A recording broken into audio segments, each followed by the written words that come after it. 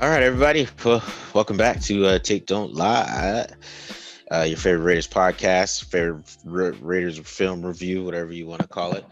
We're back. It's actually the final review of 2020 NFL season. Like you said last week, we want to thank all you guys for sticking with us and following through.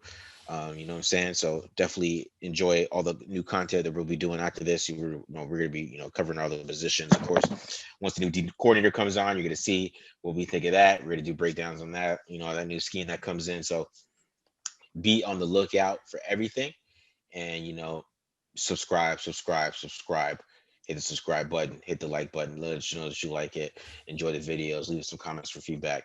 All right. So also, follow us on Twitter at the Mark John NFL. Follow at BD Williams. All right. So make sure you follow us on Twitter as well. So, the Raiders pulled it out.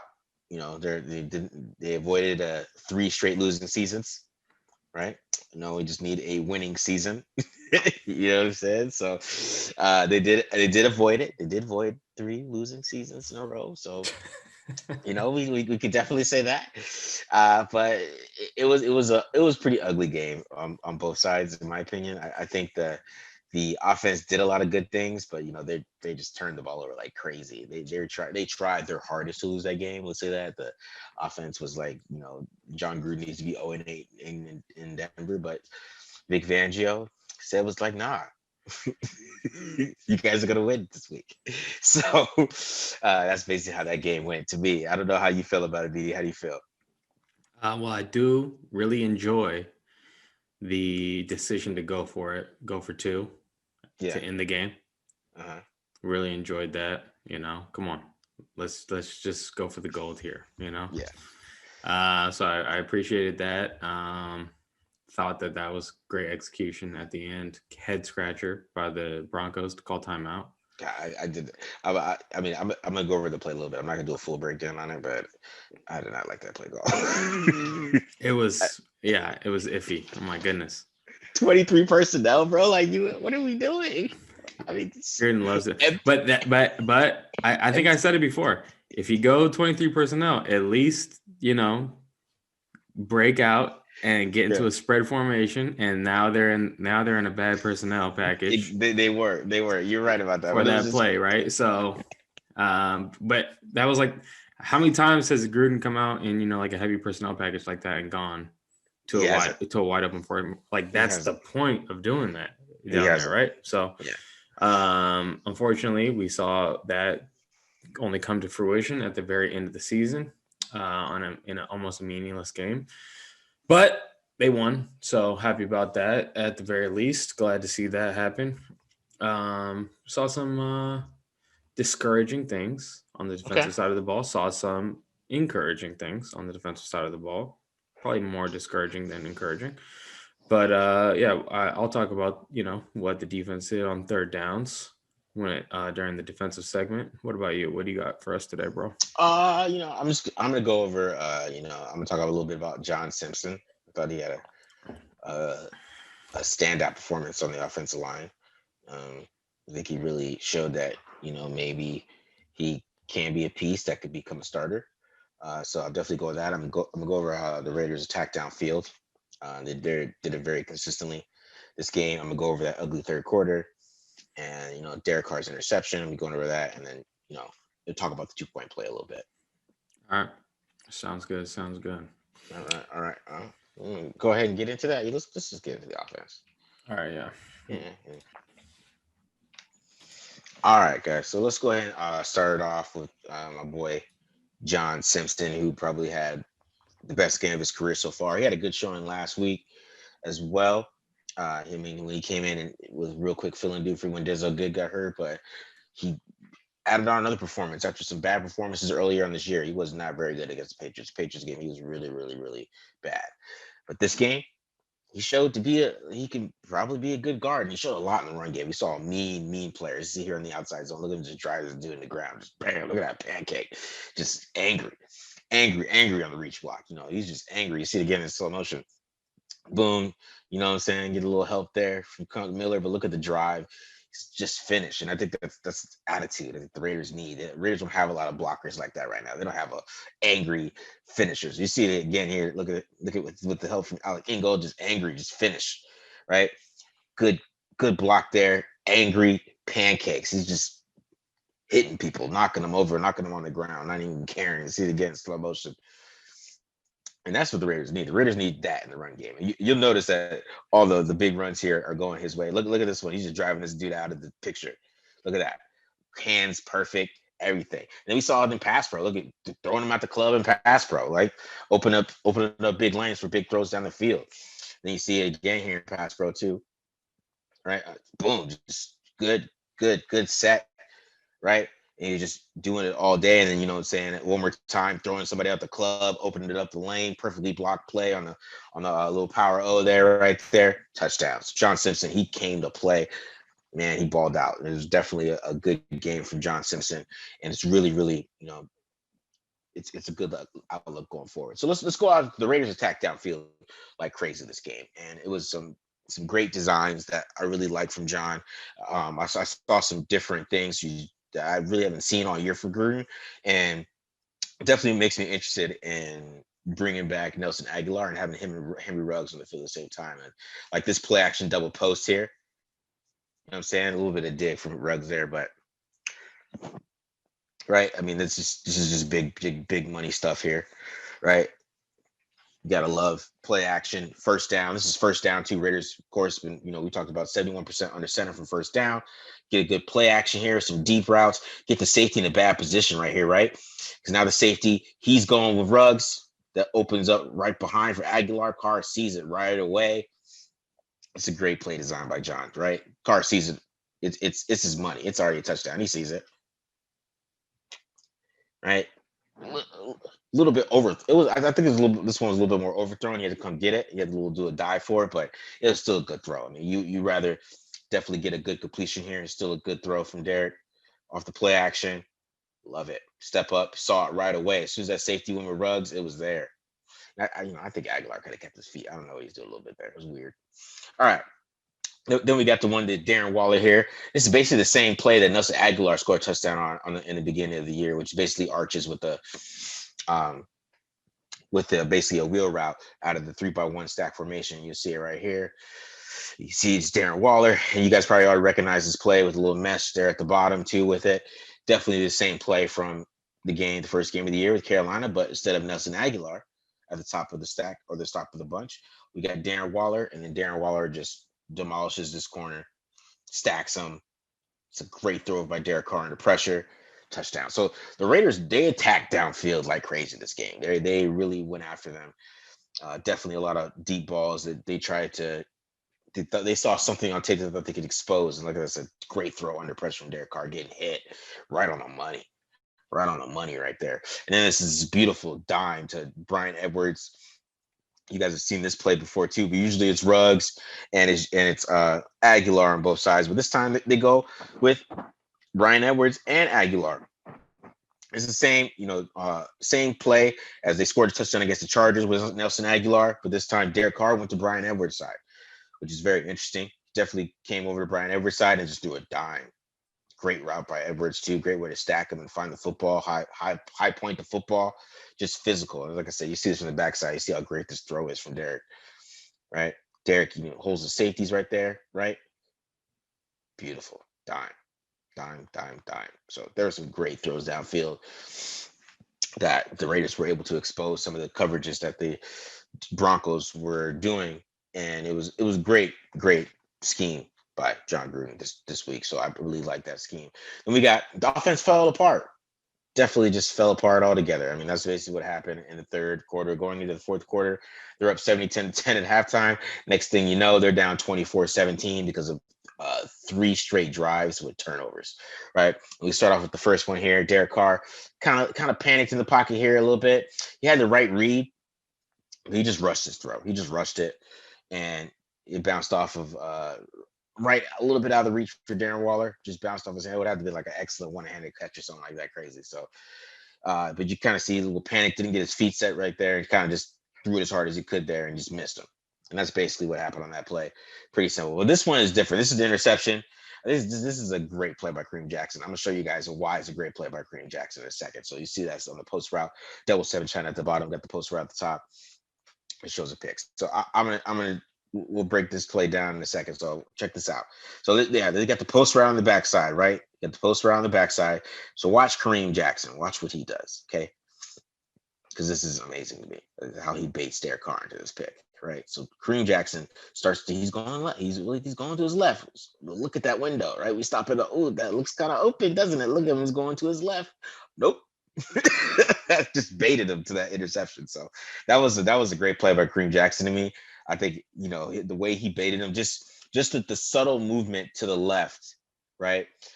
Had Derek Carr thinking there's gonna be a window there, but he was wrong. Right. So but that was a big play. It led to some points. Right. And it was good.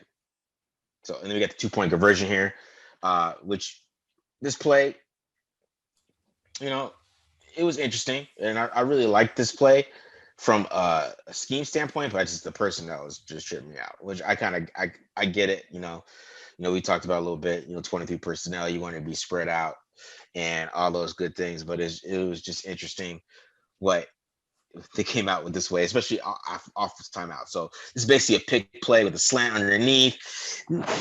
Such a tight window throw. That's what people want to see from Derek Carr in the red zone right there. A tight window throw like that, right in between the corner, and kind of like back shoulder this throw a little bit. You see it, he kind of back shouldered it under pressure too. Under pressure, back shoulder. That was a big time throw by Derek Carr. So it was definitely a good offensive performance. At times, the spurts, you kind of saw how explosive they can be, and how explosive. I mean, when they're at their peak, how explosive they are. You saw it. I mean, even the one play where I showed John Simpson making that block, and Derek Carr and Nelson Aguilar hangs onto that ball, man, it's 24-10 going in the half. You know what I mean? Like they had a lot of opportunities to hit these guys over the top, and they took those opportunities. Derek Carr was 4 for 5 with passes over 20 plus yards. And I mean, he threw some dimes. Even at the end of the game, he had some good throws, but then he also had some ugly moments where he's missing guys. So you can kind of see where the groin was bothering him a little bit as well too, and he was just kind of wasn't his movement in the pocket. Like he missed opportunity. He was able to scramble on one opportunity that he could have scrambled and got some yards.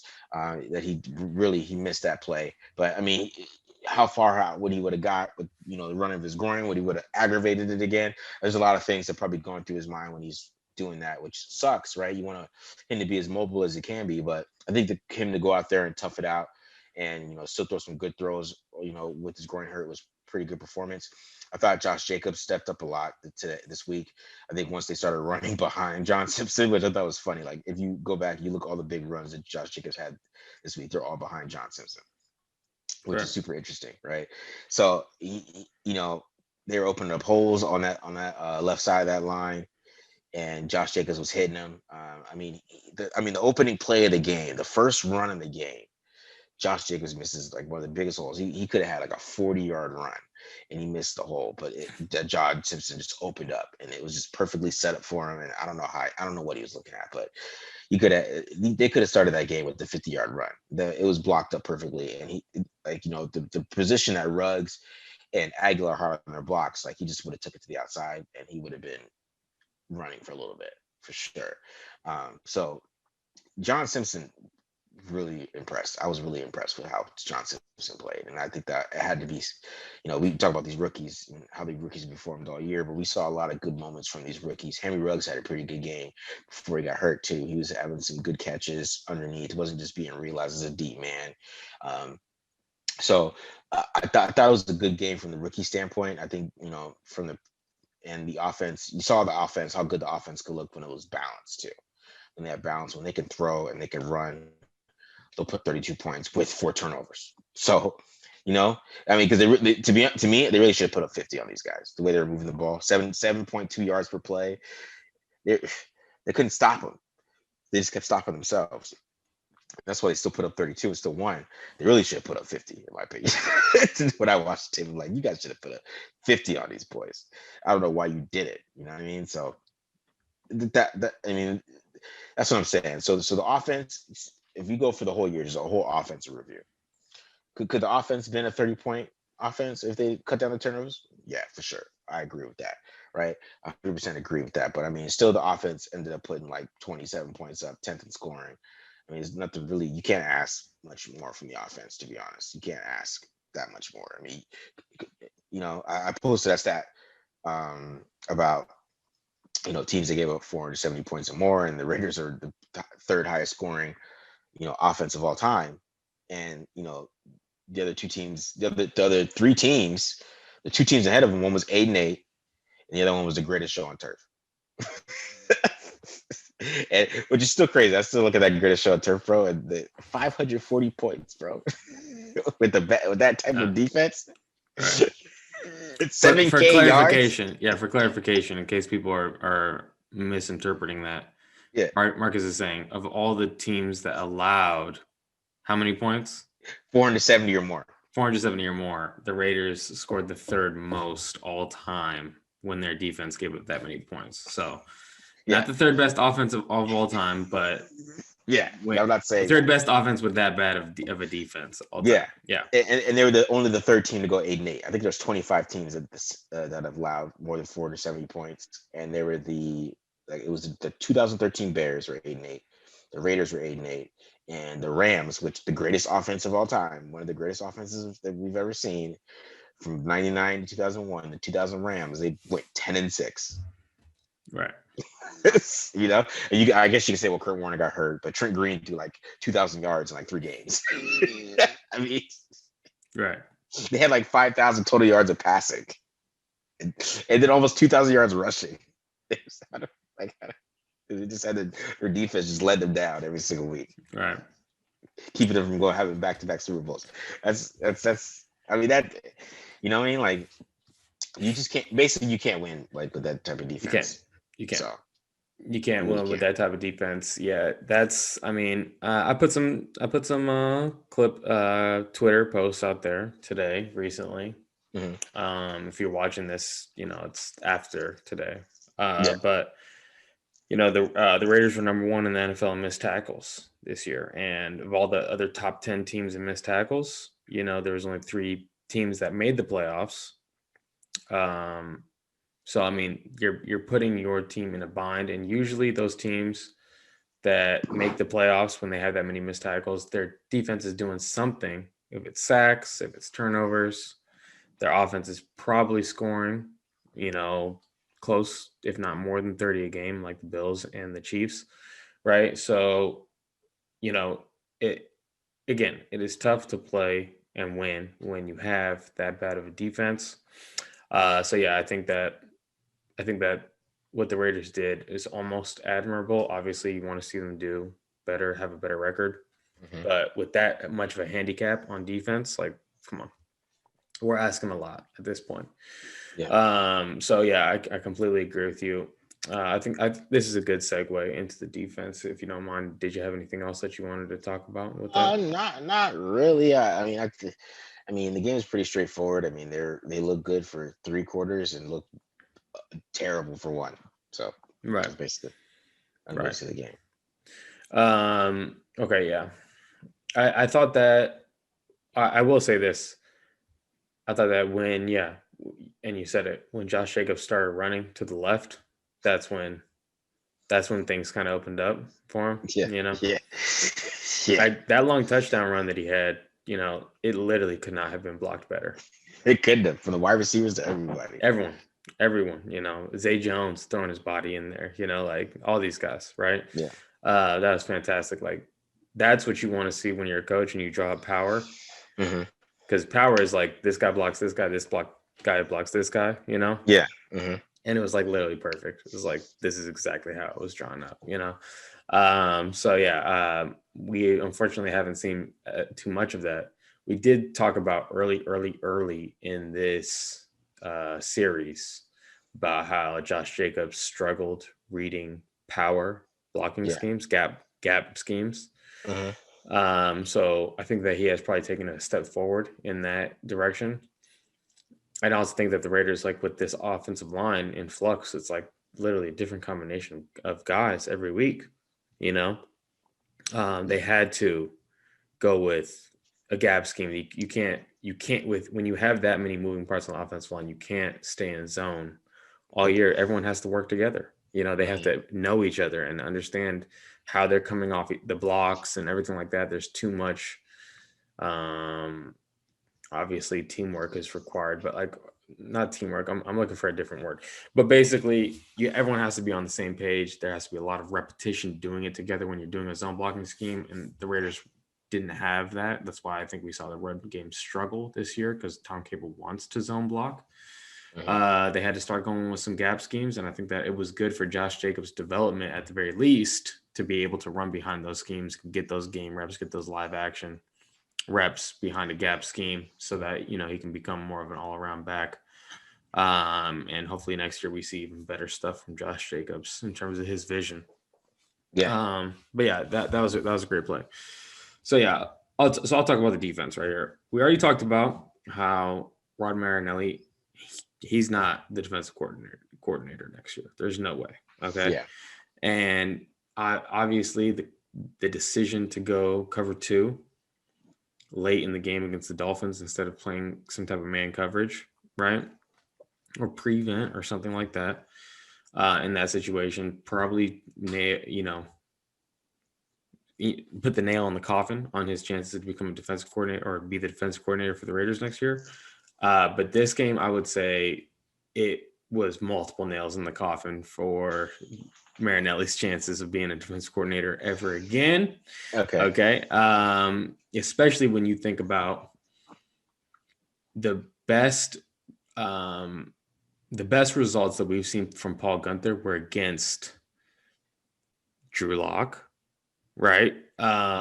We're against boot action oriented teams, and Marinelli allowed, like 30 plus points against these teams late in the year. So I think that is pretty damning. I think that you could even make the argument that Marinelli was even worse at calling plays than Paul Gunther was, right? Wow. Okay. So let's just talk about the third downs. Okay. So early on in the game, they're running cover 1 and they get a little pick play, natural rub play. And Trayvon Mullen gets, picked off of his man in coverage. Okay. They give up a first down. Then near the goal line, probably the best coverage play of the night, or one of the best coverage plays of the night for the Raiders. They're playing cover 1 cross near the goal line. Jeff Heath gets the communication, gets called to Nevin Lawson. Nevin Lawson drops off his man. Jeff Heath takes it, pass breakup, stops them down there. They have to kick a field goal. Okay. I think after that, Rod Marinelli got a little worried about playing cover 1 because they were worried about all the crossing routes maybe that they would see. And he started running zone, and the Broncos started picking them apart in zone. Okay. Because if it's zone, it's most likely cover 2. All right. Or they're playing cover 2 on one side and quarters on the other side. And the Raiders were getting picked apart in zone. They were having a really hard time. Then fast forward to the second half of the game. Okay. They start playing more man on 3rd and long situations, and everyone is getting pass breakups or stops. Nevin Lawson, he's got a crosser, tackles him short of the sticks. LaMarcus Joyner has a couple pass breakups and man coverage. Corey Littleton did a good job. Johnathan Abram had a stop in man coverage. All these guys basically were able to, win their individual matchups in man coverage and make stops on 3rd and longs, pass breakups. Now, what does Rod Marinelli do? He goes back to zone. It's so hurtful because the play before the big Jerry Jeudy touchdown play. Yeah. Okay. They're in man coverage, cover 1, and I forget who it is. I think it's Trayvon Mullen breaks up a pass in man coverage. Okay. Yeah. It goes from 2nd and 7 to 3rd and 7.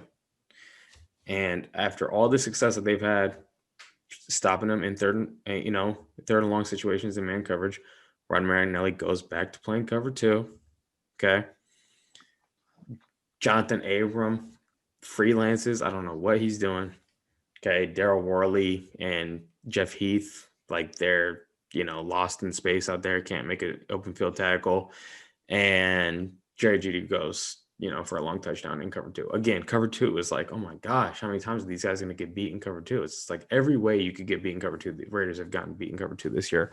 Yeah. And so that obviously kept the Broncos in the game, and they were knocking on the door, winning the game as a direct result of that play, right? So that's really concerning that Marinelli is going to go again with cover 2. When these guys clearly cannot execute it. So, yeah, I mean, I think especially when people are really down on Johnathan Abram right now, right? And I just wrote a piece. I just wrote a piece at Just Blog Baby about what Johnathan Abram needs next year to get better. Yeah. When you're playing zone, you can get moved around by quarterbacks. Okay. You could maybe feel like if you have a beat on something, you can go attack it, do something. There's maybe a little bit more room for improvisation as a defender, okay, when you're in zone. All right. When you're a man, you just got to go after that guy. There's no room for anything else. You got to get your guy. Okay. We're not thinking here. We're not wondering and trying to, anticipate things. No, you look at that guy, and wherever he goes, you go with him. If he goes to the bathroom, you bring him the toilet paper, right? Yeah. So I don't think that this team is like, especially the young secondary. I mean, even the most casual fan could tell you that this team is better. Their secondary is better at playing man coverage than they are in zone coverage. Rod Marinelli has not gotten that memo, or he only got the memo for half of a game, it looks like at this point. So that's really the most concerning part about it. The Raiders are just, I don't know what they're being coached, like what their coaching points are. Maybe at this point they're completely ignoring coaching points, but they are not executing zone coverages like at all across the board. And there's not many coaches. It's like, maybe it's like Matt Patricia would be like the only one who would be like a zone or a man heavy defensive coordinator candidate. Like all the other guys that they're talking about love zone coverage. Gus Bradley loves zone coverage. Joe Barry, I mean, he's kind of like a cover 2 disciple. He loves zone coverage too. I guess Raheem Morris maybe, but so we'll see. I am holding out on Raheem Morris, but it sounds like it's down to Joe Barry and Gus Bradley. So I'm a little worried about how the secondary is going to, execute next year in a zone heavy scheme. But we will see, obviously. But yeah, I mean, this wasn't again, like I said, prior to this segment, there were some encouraging things, man coverage, and there were some discouraging things, and I don't know why at this point this team is having such a hard time executing like the most vanilla basic coverages, so. All right. So let me ask you this. So, at the end of the year, the Raiders played a lot of cover 3. More than they usually did, yeah. Right? Yeah. And I mean, they actually did pretty well in cover 3. Right? They did okay, yeah. They did solid, yeah. Yeah, they did. Come on, well. for this defense, like, come on. I mean, you know what I mean? Like, yeah. The Panthers, I mean, I can think of a couple pass breakups when they cover 3, but also can see like when Eric Harris was the free safety up top of cover 3, it just wasn't the same. But I know when Abram was up there, he did all right.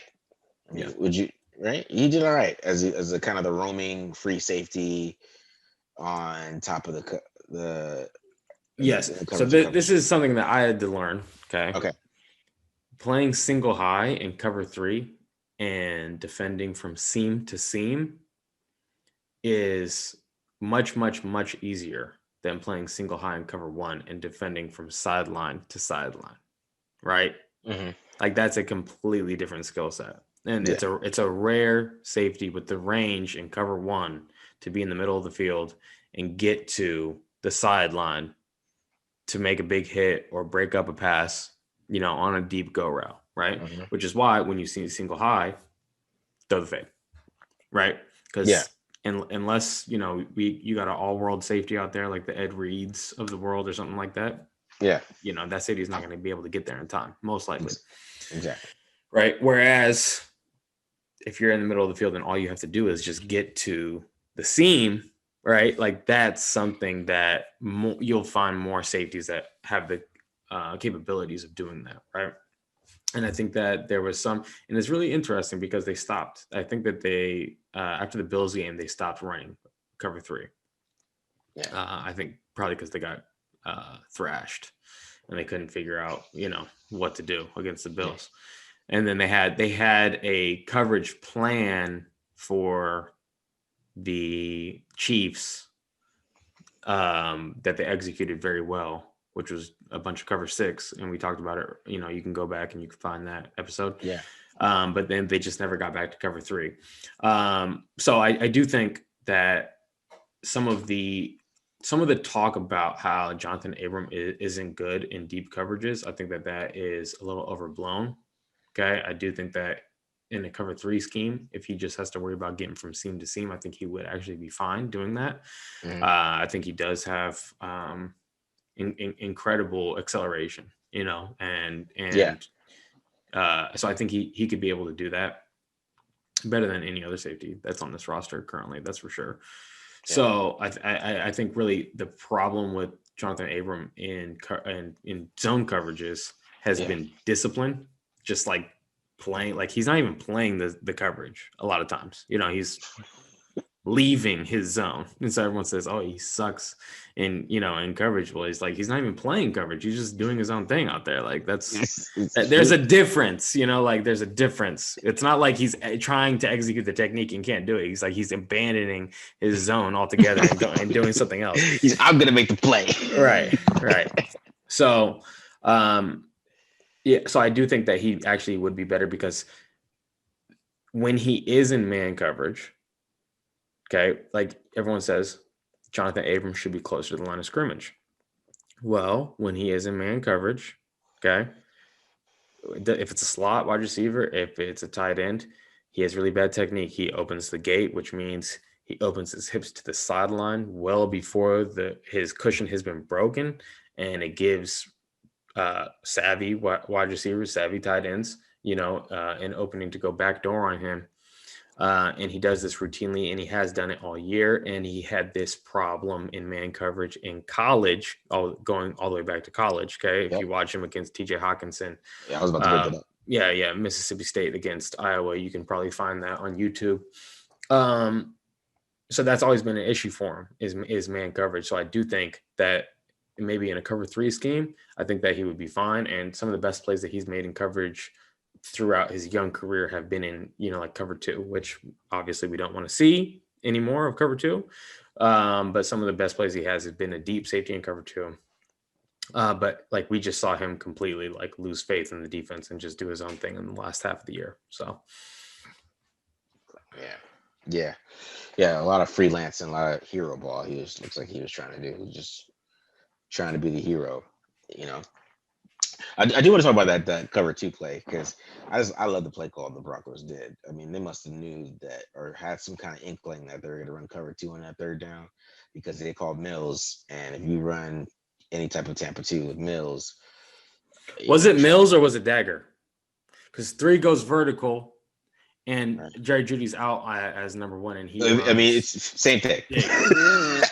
You're high-lowing the middle safety, right? Yeah. Yeah.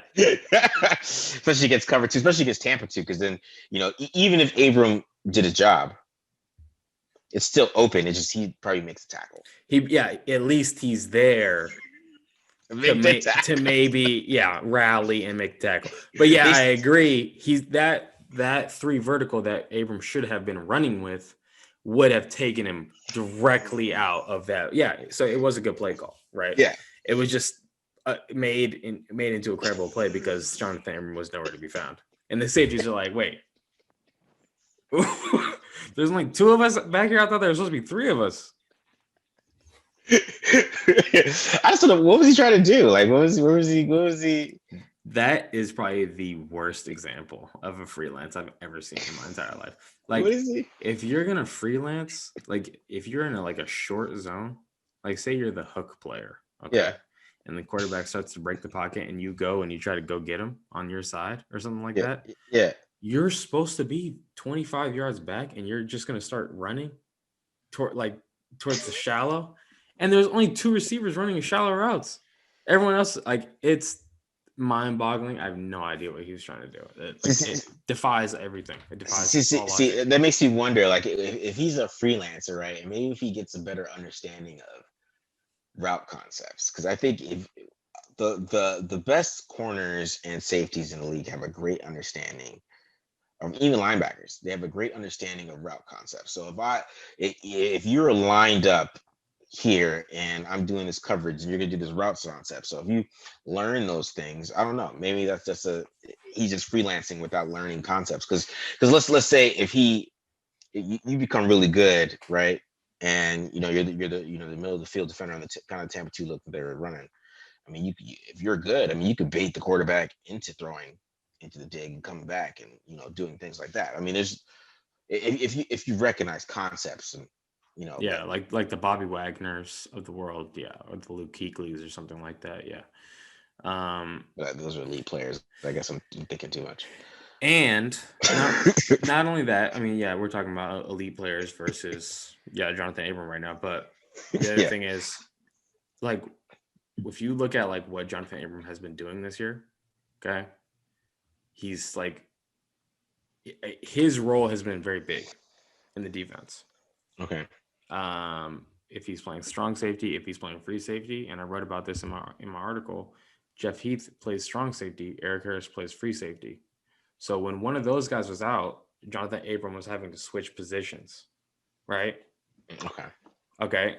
Which obviously, like, yeah, you're an NFL player and the difference might not be that big, but there is going to be like some things that are changing for you. And when it's changing every week and flip flopping, whereas Yeah. like a certain call, the free safety needs to be deep and the strong safety needs to be up. Now he's having to process, okay, which one am I playing this week?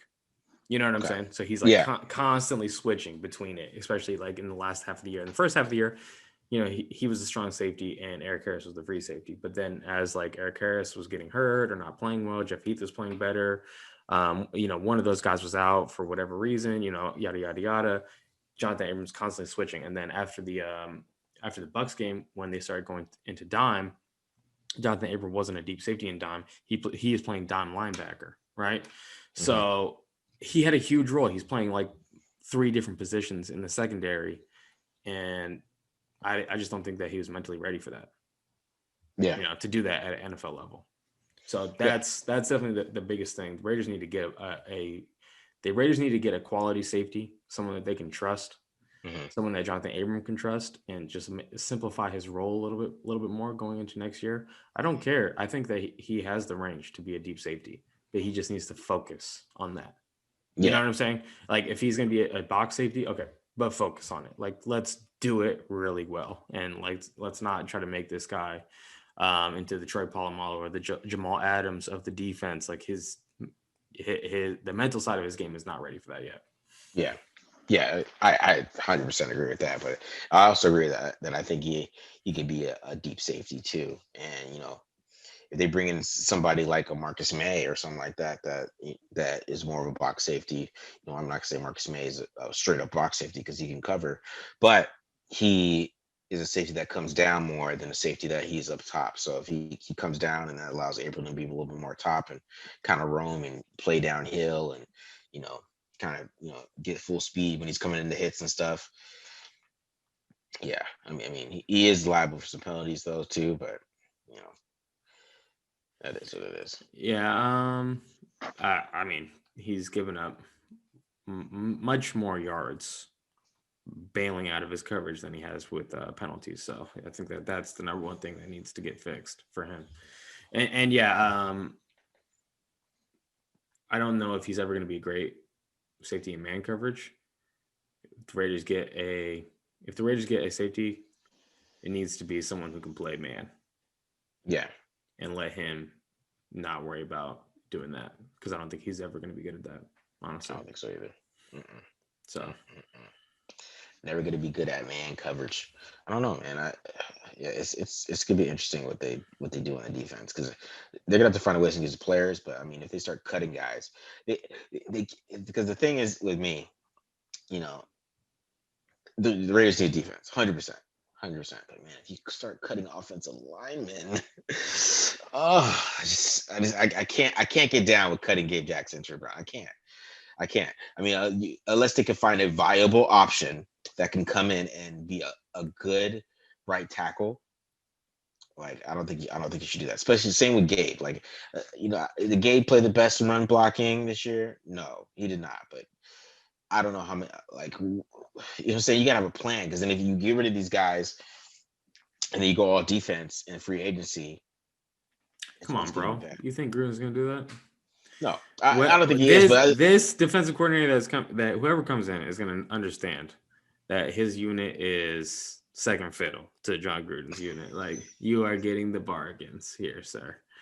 Okay, the offense will always get more money spent on it. Okay, that's that's a given. I wouldn't worry about that. I do think that offensive line shakeup is going to happen though. yeah, you think so? Yeah, I think they might get rid of Jeremy Brown. I think they're not going to bring back good because I think Simpson played well the last 2 weeks, and I think that's kind of has showed a lot of promise. It has to be either good or Jackson that stays because if Jackson has to stay then if good goes. Yeah, I think Jackson stays. I think if they get rid of lineman, they're going to get rid of Trent Brown because I mean I think they could probably find a right tackle that could play good enough to suffice. I mean, they don't want to play Sam Young all year or anything like that, but I don't know who's out there who's going to be a free agent right tackle. But Brandon Parker, bro. Are him and Kolton switching? Oh god. Him and Kolton switch? Maybe they switch. Nah, man. What's your how do you think Kolton Miller played this year? I thought Kolton Miller was good pass blocker. I think a run blocker. He left a lot to be desired. Was Kolton Miller the best offensive lineman though this year? Oh, by far. By far. Yeah, by far. I don't think really any of the offensive line like really played like excellent. Like, right? I mean, Kolton Miller was a good pass blocker, but he was an average run blocker. So he was average. Rodney Hudson usually a great pass blocker, but this year he was a good pass blocker, which means that he's kind of going in the wrong direction. And then he was always an average run blocker. So now he's a little bit worse than he was then. So he's kind of like more of a below average run blocker at this point. I mean, he had some better run blocking games to finish the year. He did.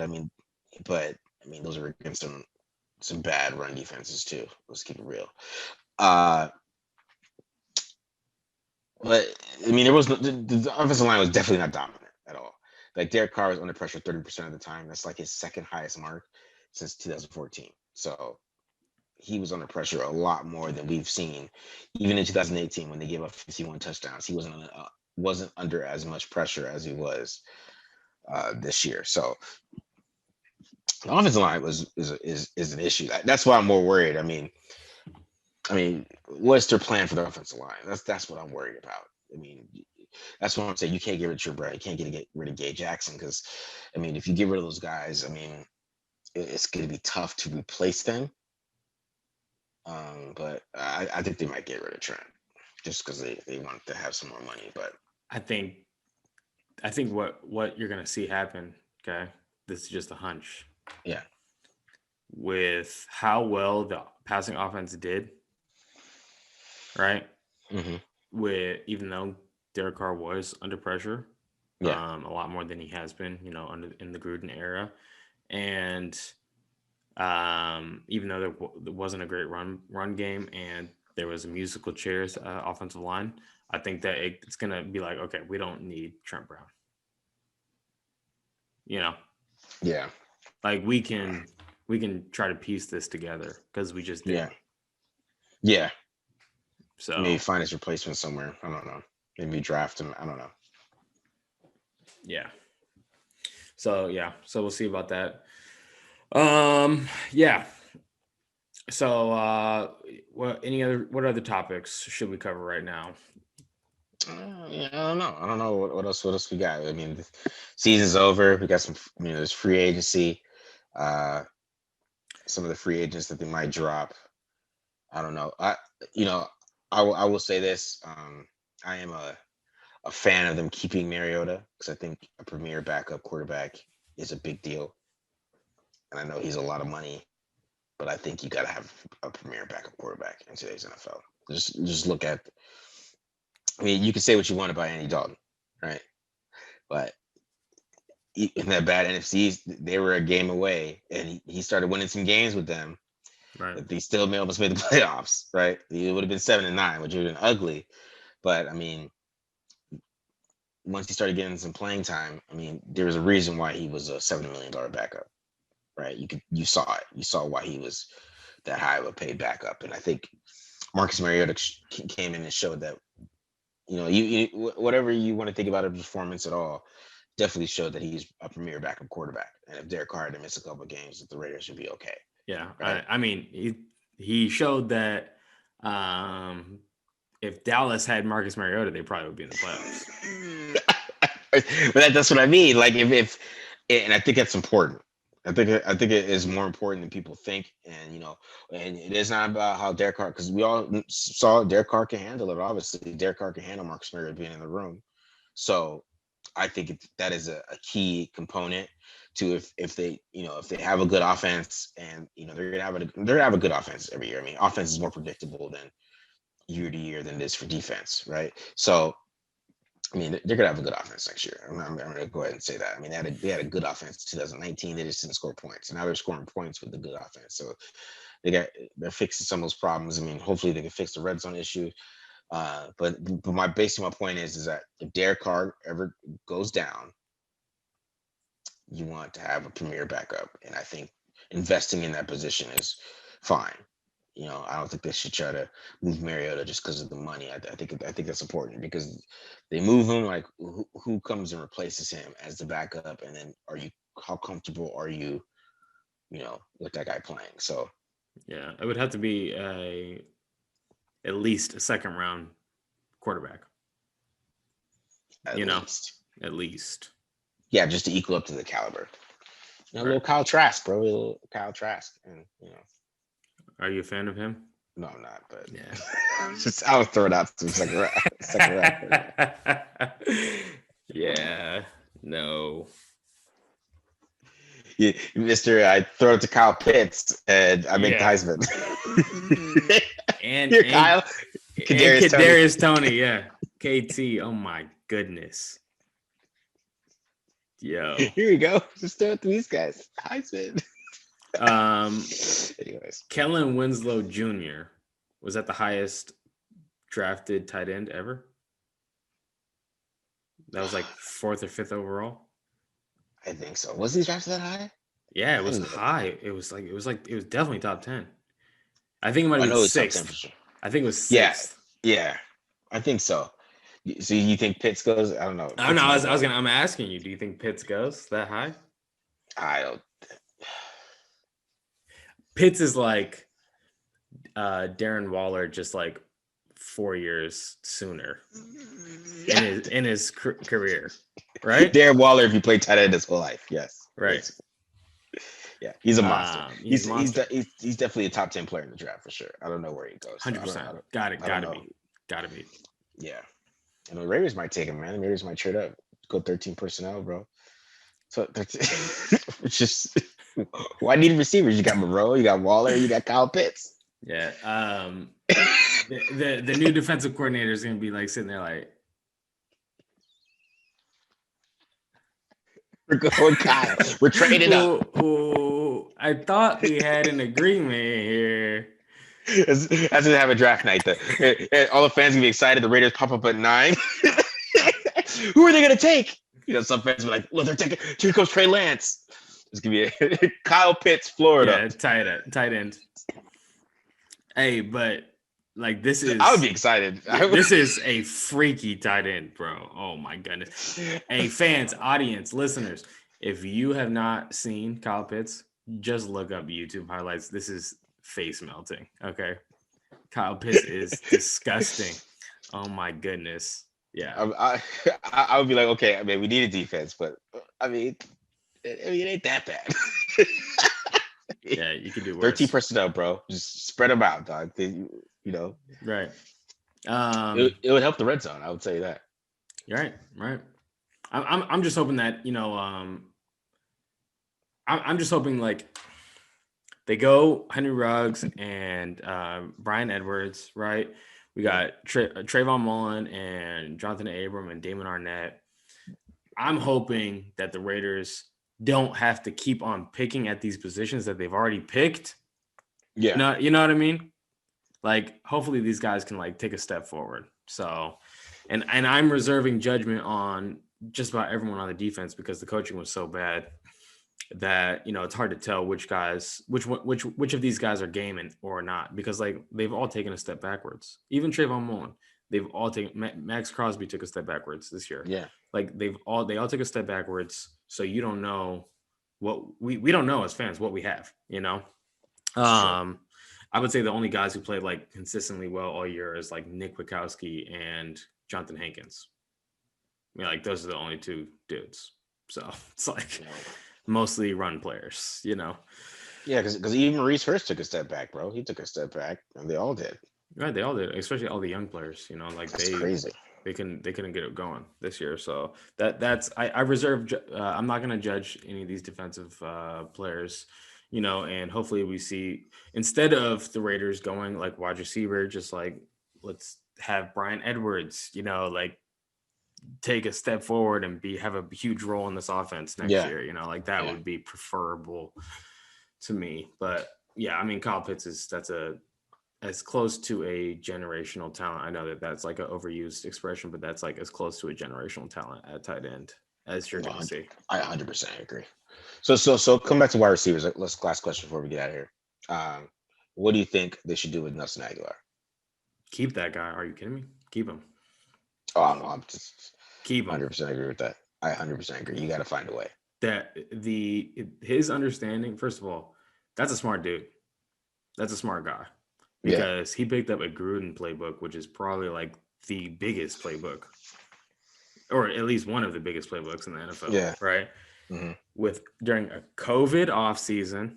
Okay. Like he did all that in Zoom meetings, and he came in and he had that instant chemistry with Derek Carr. Like that's what Derek Carr was missing, like after Crabtree left and then like Amari Cooper couldn't get going, and then they traded him. He was like, which one of these guys do I trust? And he trusts Nelson Aguilar off of no offseason. So like next year, like I think that would even be better. Pay that man his money, please. Don't let that guy go. He's the only guy with more than 70 targets that average his highest average per target, like 16 yards or something like that. He became the deep threat. So that's because that first play that I showed with Ruggs and Aguilar on the field, which I was like, yeah, you got to keep that guy, because the one, that's just how that speed distresses the defense so much. Like, what do you do when now that speed's coming at you with double post and stuff like that off of play action? You got double post off play action, and you got, bro, you know what I mean? Like you got to keep that speed, and then like Derek Carr had like 1,100 yards of deep passes this year, and most of those went to Aguilar. Oh yeah. Right. He had to have over 50% of those. Yeah. I think he had over 600 yards in deep passes, something like that. Right. So it's you have to keep Nelson Aguilar. I don't know what you guys got to figure it out. I know he still had a lot of drops this year. He had about eight or nine drops still, right? And I think the drops are going to come with it. But I think you have to take the deep threat. You have to keep the deep threat. I mean, we've been asking Derek Carr to be aggressive for years, right? And we finally get it. And he has a guy that can trust that keeps him aggressive. Like Nelson Aguilar keeps Derek Carr aggressive. Like he's looking for Aguilar deep, right? Yeah. And I think you got to keep that. There's no way you can let that go, in my opinion. Yeah, I think he's a perfect guy for Henry Ruggs to learn from, because if Henry Ruggs can incorporate some of that Nelson Aguilar route running into his game, like there's no limit to what Henry Ruggs can do, because he's faster, he's more explosive vertically. I think that he has probably better hands than Yeah, Nelson yeah, Aguilar, right? for sure. So yeah, that's the missing piece. He's just not getting separation because he's not a quality route runner at this stage in his career, but Nelson Yeah. Aguilar is, right? Mhm. So keep that guy. They can compete with each other in practice. They can compete for those touches. Henry Ruggs, give Henry Ruggs at least another year playing with that guy. Yeah. Yeah. And also, I don't think the Raiders need another wide receiver or anything like that, because I don't know who's going to get these targets. I mean, everybody's already complaining about the wide receivers don't get enough targets because, Darren Waller's there. I mean, you got to give him 130. So Yeah, right. you have to, right? Right. So I mean, he has to get 130 to start. So, Derek Carr's going to throw 500 passes. 130 of them are going to Darren Waller. Let's end all speculation here about who we need to share targets with. Waller's getting the targets, and he deserves it. And him and Carr got chemistry like crazy now too, like especially on the choice routes. They're like Drew Brees and Michael Thomas at this point. The way they have that connection on choice routes, that they are like on point with that X looky route. Like they read it exactly the same. He knows when. Okay, so like if I see it coming out that the guy's outside shade, then Darren Waller's going to see it's outside shade. If the guy sees inside shade, Darren Waller's going to see it. And we're on the same page, and they have the perfect timing on those routes. They could probably do it all game if they really wanted to. They don't do it as much as they should, in my opinion. But and then he's got the timing down and with the deep routes too. When he's stacking guys, he's trusting to throw deep like that. That was my thing with this whole offense for this season, is that we are at a point where they're aggressive. Like everybody's been begging for that. This is the offense you guys have been begging for. I mean, they couldn't run the ball, and that was the main problem, but everybody's been begging for this super aggressive offense, and we have it, and it's only going to get more aggressive, I believe. I think I don't see like Derek Carr just all of a sudden just toning it back. He's got some confidence. They can be aggressive. He's going to keep being aggressive. So that's what I think the outlook for the offense going into 2021 is actually pretty good. I think it'd be worse for Carr if Aguilar leaves. Then he's gonna be back, to where it was in 2019, struggling to find that connection with receivers, especially young receivers. Yeah, gotta keep Aguilar. I don't care what it takes. Just keep that guy. Yeah, that's true. All right, man. Yeah, guys. So we enjoyed it. Like I said, we're ready to keep filming content with you. We know the season's over, but just like when we started the preseason, with the preview, we're gonna give you guys free agency, draft stuff, whatever you guys want to, whatever you guys love. You know what I'm saying? So we're definitely give you all that information. Make sure you hit the subscribe button. Subscribe. Hit the like button, and make sure you follow me and BD on Twitter. I am at @DMarchJohnNFL. Make sure you follow me there. Follow BD at BDWilliams18. All right. So yeah, guys, definitely, we appreciate every single one of you guys who came, and enjoyed the show every single week. So we appreciate you. Check us out. We'll see you again. See you guys soon. More things to come. All right. See you later.